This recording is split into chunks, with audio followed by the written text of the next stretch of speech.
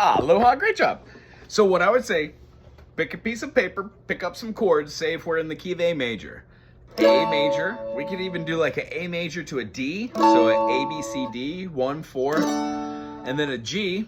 Now a G in the key of A, B, C, D, E, F, G. A G major is not in the key of A G sharp is.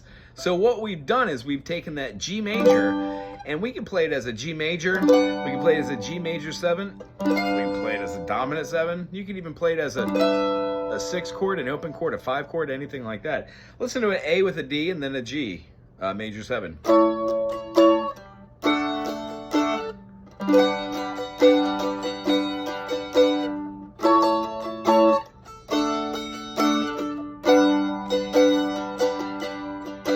Then I would make up a melody line like, I don't like that one note I chose.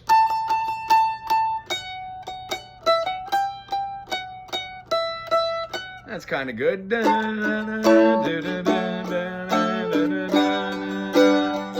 So the concept is writing little bitty lines over the top of chord structures, jotting them down, and then using what we practice as to naturally coming out with a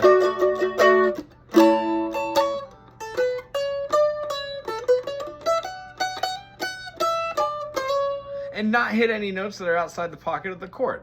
Write them down if you need to, but what you'll realize is there are certain notes that sound good and certain notes that don't.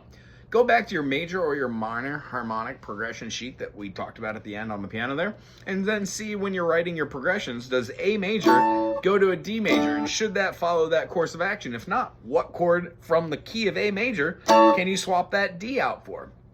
Chances are you're going to find a B minor works quite well. You can even take chords from another chord, which are called borrowed chords or altered chords. And when we do that, we could use them for our own advantage. And we'll go over a little bit more of that, but here's exactly how to do that when you're trying to use that kind of theory and methodology. If I'm playing a G major, and then I play a D, and let's say I wanted to go to the next chord to be a E minor. Well, E minor, what is 5 notes from that? E, F, G, A, B. So if I play a B7, like this one right here, here's a B major, A major, B major, but make it a 7. Right before I go to that E minor, it's gonna sound super great. Here's the G major, here's the D major. I'm gonna play a quick B7, then to an E minor. Ooh, smoking. So the concept is this, they're called secondary dominants. You don't have to do this, but what I do is I don't put the chord in there, but I put little trills for my melody involving that. So if I had a G major and I was doing, here's my movement, I would have the notes of my B minor,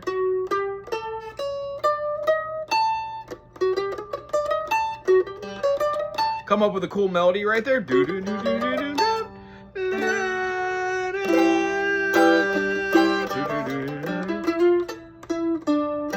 And try and come up with an ender melody on that. So one of the things that we do is we practice things over and over again.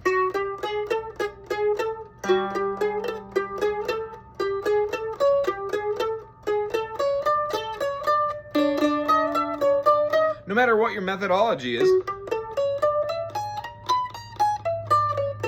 if you have 7 notes, 1, 2, 3, 4, 5, 6, 7, 1, chances are it's going to make some sort of mode when you're doing a half step or a whole step. So have fun with that. Write a little melody over the top of 4 or 5 different chords. Bring it to us next week and we're going to dissect it. It's good seeing you. Until next week. Aloha.